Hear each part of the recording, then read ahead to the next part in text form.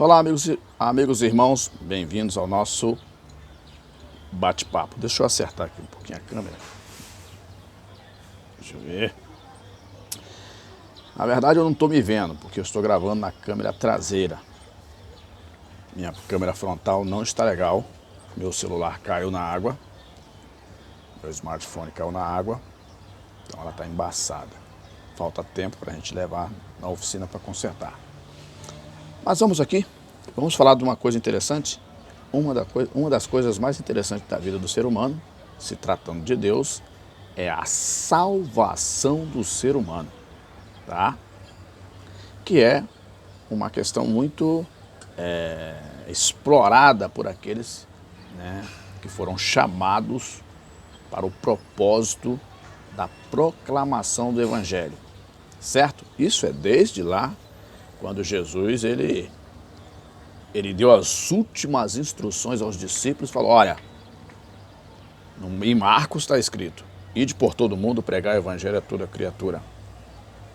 Imporão as mãos sobre os enfermos e os curarão, expulsarão demônios, falarão novas línguas. Tá certo? Estou dizendo algumas coisas que está escrito lá que eu estou lembrando de cabeça. Já em Mateus, o que ele fala? Ide e fazei discípulos em todas as nações. Compreendeu? Fazer discípulo já está além do chamado, né? Além de chamar, nós temos que orientar essas pessoas a conhecer a vontade de Deus e o que Ele realmente quer com o ser humano. Sabendo que quando nós procuramos entender a vontade de Deus, entendemos o seu amor, entendemos o que Ele quer realmente de nós.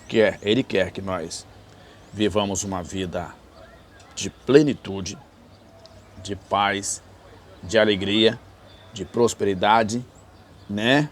De paz de espírito e de conquistas, e que estejamos preparados para poder entrar nas mansões celestiais naquele grande dia.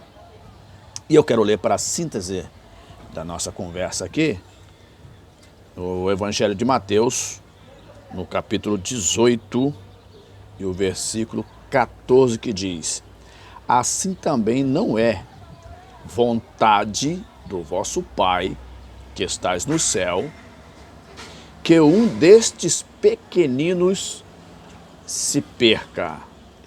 Glória! Tá entendendo? Então, a vontade de Deus é salvar o ser humano, seja de qual nação ele é, de qual tribo, de qual povo, seja de onde for. Todo ser humano veio de Deus. Foi da vontade de Deus que o ser humano viesse ao mundo, apesar do ser humano nascer e vir ao mundo em algumas situações difíceis de se entender. Mas se ele nasceu, ele tem a oportunidade de superar todas aquelas situações em torno dele e entender o amor de Deus na vida dele e lutar e ser um homem totalmente diferente daquilo que está à sua volta. Talvez há pessoas que nasceram numa situação, talvez de rejeição. Conheço alguns, né? Conheço pessoas que, há pouco tempo, um rapaz veio conversar comigo, ele disse, meu pai não gosta de mim, de todos os meus irmãos ele me trata mal, tudo que eu faço para ele não está bom. E eu fiquei muito triste. Então, esse rapaz estava vivendo um estado de espírito muito ruim. Por quê? Havia uma rejeição do pai, que não queria ele. E isso lhe fazia mal. E isso lhe deixava inferior. Mas um dia ele resolveu trabalhar, casar, ter sua família e viver a sua vida. Mas mesmo assim, ele sente que seu pai não gosta dele. E é assim que muitos seres humanos nasceram. Mas independentemente da forma que veio ao mundo, ali tem uma alma, tem um ser humano. Não podemos julgar o ser humano dessa forma, achando que ele está condenado porque simplesmente ele nasceu numa condição não muito agradável, tá certo? Mas o que Deus falou na sua palavra? Não é da vontade do Pai que está no céu que nenhum desses pequeninos se perca. Por quê? Quando Jesus está mencionando essa parte do versículo e da leitura desse texto, ele estava se referindo às 100 ovelhas. Quando nós voltamos no verso 13, o que ele diz? Se porventura, acha, em verdade vos digo, que maior prazer terá por aquela do que pelas 99 que não se desgarraram. As 99 estavam lá, cuidadas, mas uma se desgarrou, saiu. Não tem aquele período, porque se você voltar no verso 12, ele diz: quem vos parece, se algum homem tiver 100 ovelhas, e uma delas se desgarrar, não irá pelos montes deixando as 99 em busca das que se desgarrou? Você entendeu aonde Jesus queria chegar aqui? Ele quis dizer, olha, na vontade de meu Pai, nenhuma alma ficará para trás. Na vontade de meu Pai. Se você conseguir entender o texto, você vai entender que a vontade de Deus é que ninguém se perca. Quando nós chegamos aqui na segunda epístola de Pedro, no capítulo 3, quando Pedro fala da vinda do Senhor, já no verso 9, o que ele diz? O Senhor não retarda a sua promessa, ainda que alguns a têm por tardia, mas é longânimo para convosco, não querendo que alguns se percam, senão que todos venham a arrepender-se. E, consequentemente, o arrependimento nos muda. O arrependimento torna a nossa vida uma outra vida. Passamos a entender o que Deus quer de nós de fato. Passamos a compreender o processo de salvação de Deus na nossa vida. Quando nós nos arrependemos dos nossos pecados, das nossas más ações, da nossa vida de delitos corrompida pelo mal. Quando nós nos arrependemos e entramos na dimensão divina do Todo-Poderoso, alcançamos a oportunidade da salvação. E é isso que Deus quer de nós. Compreenda isso.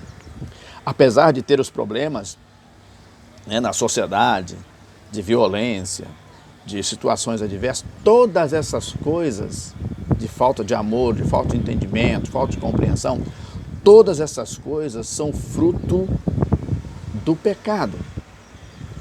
Quando o pecado ele aumenta, ele traz as forças maléficas.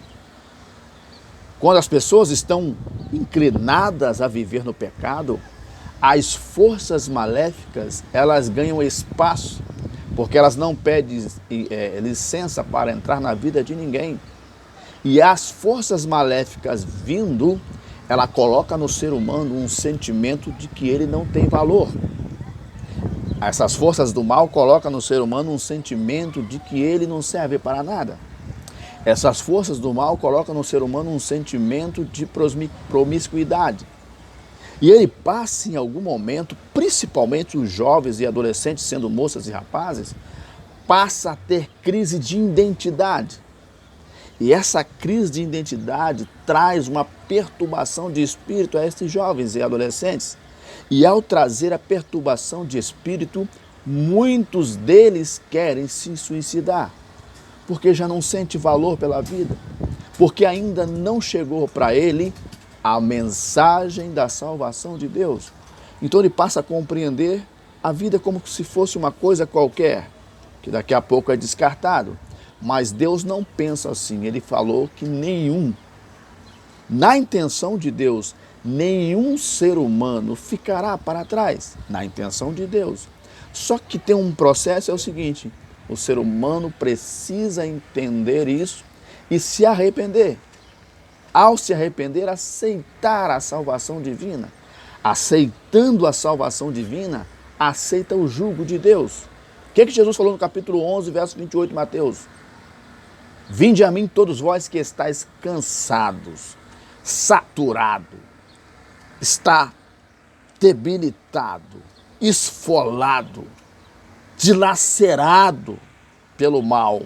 Vinde a mim vós que estão dessa forma, e aprendei de mim que sou manso e humilde de coração. Jesus disse, o meu jugo é suave e o meu fardo é leve. Então, quando nós compreendemos essa dimensão, conseguimos entender que nós temos algum valor e passamos a pensar de outra forma. Quando pensamos de outra forma, na forma em que Deus quer que pensamos, nós vamos à luta, nós se preparamos, se estudamos, nos estruturamos. E ao nos estruturarmos, Deus agora nos prepara para poder orientar outras pessoas de que elas também têm valor. Pessoas que estão vivendo uma vida totalmente em declínio. Declínio moral, espiritual, econômico, né? Acadêmico, social, todo tipo de declínio. Mas quando o indivíduo, seja ele homem ou mulher, encontra com o Todo-Poderoso, é certo que a vida dele mudará. É da vontade de Deus que o dia em que ele chamar os escolhidos, você e a tua casa estejam incluídos, nós possamos estar incluídos no chamado de Deus. Que esta palavra te ajude a compreender o amor de Deus para com a tua vida e com a tua família. Pense um pouco. Pense um pouco. E assim Deus estará estabelecendo no teu coração a proposta que Ele tem para você, que é resgatar a tua vida, da tua família, da perdição. Daqui a pouco eu volto.